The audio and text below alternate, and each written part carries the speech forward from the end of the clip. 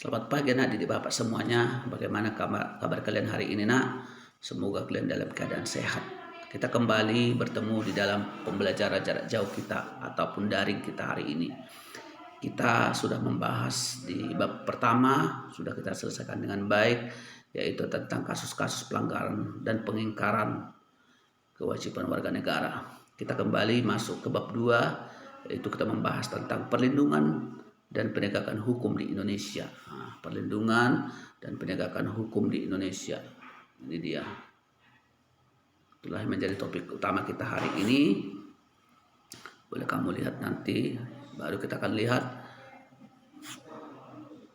bahwa perlunya kita memahami hakikat perlindungan hukum itu, supaya kita sebagai warga negara memahami, mengerti hukum, dan kita berpartisipasi di dalam penegakan hukum tersebut. Boleh kita lihat di situ ada simbol daripada hukum itu. Ini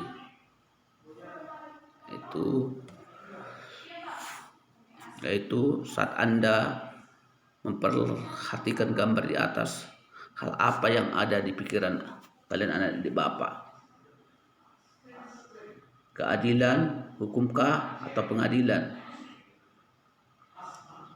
Yang ketiga, hal tersebut berkaitan erat dengan cerminan proses perlindungan dan penegakan hukum. Hal itu sangat penting untuk kita pahami. Nah, itu simbolnya, itu ada timbangan. Jadi ada yang lebih kecil, ada yang lebih besar. Di dalam proses pengadilan ada hukuman, bisa hukumannya berat ataupun ringan, dan ada di situ palu. Itu gambar daripada pengadilan. Baik, kita lanjutkan. Yang pertama kita akan masuki pada bab ini. Bapak akan mengajak kalian mengupas materi yang berkaitan dengan praktek perlindungan dan penegakan hukum. Nah, ini kita akan melihat ini praktek perlindungan dan penegakan hukum di Indonesia dan menampilkan sikap perilaku menantu. Ya, baru kita lihat di situ hakikat perlindungan hukum dan penegakan hukum. Nah, ini baik, kita akan melihat juga di sana konsep perlindungan dan penegakan hukum. Boleh kamu lihat di situ ada anak didik yang berpakaian seragam sekolah, di mana mereka, nah ini ada siswa perempuan dan laki-laki sedang mengendarai sepeda motor. Dan sepertinya mereka disuruh berhenti oleh pihak kepolisian. Mungkin mereka melakukan pelanggaran, tidak mengikuti rambu-rambu lalu lintas. Kalau kita perhatikan di situ, mereka tidak memakai helm ya. Mungkin sehingga mereka disuruh meminggir. Ini contoh tindakan terhadap pelaku pelanggaran aturan. Nah, itu. Jadi jangan dicontoh seperti itu.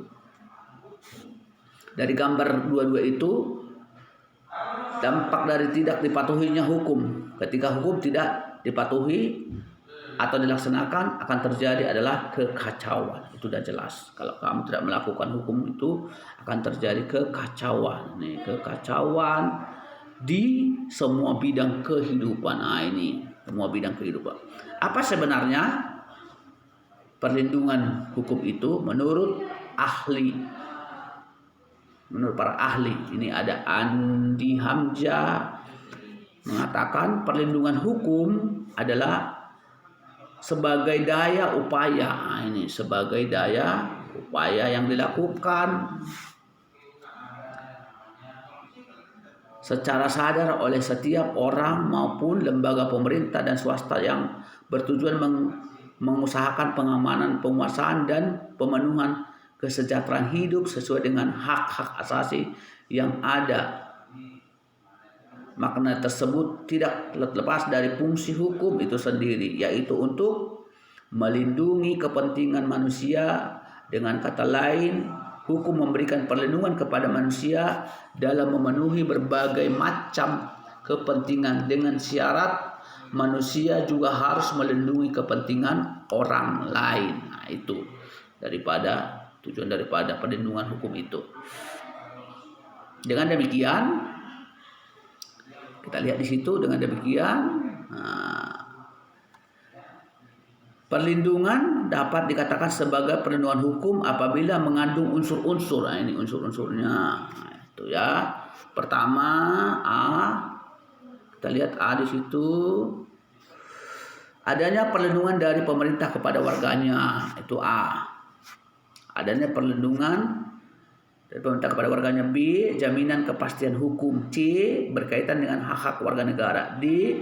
Adanya suatu sanksi hukuman bagi pihak yang melanggarnya. Maaf, D. Adanya sanksi hukuman bagi pihak yang melanggarnya. Jadi ada sanksi.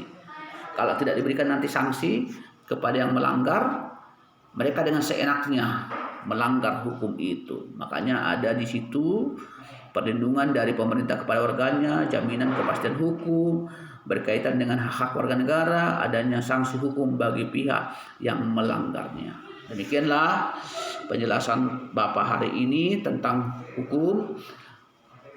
Untuk itu, tetaplah kita sebagai warga negara yang baik, menjalankan hukum itu dengan baik. Baik, sebagai tugas kamu, Bapak berikan satu soal untuk kamu kerjakan. Boleh kamu kerjakan.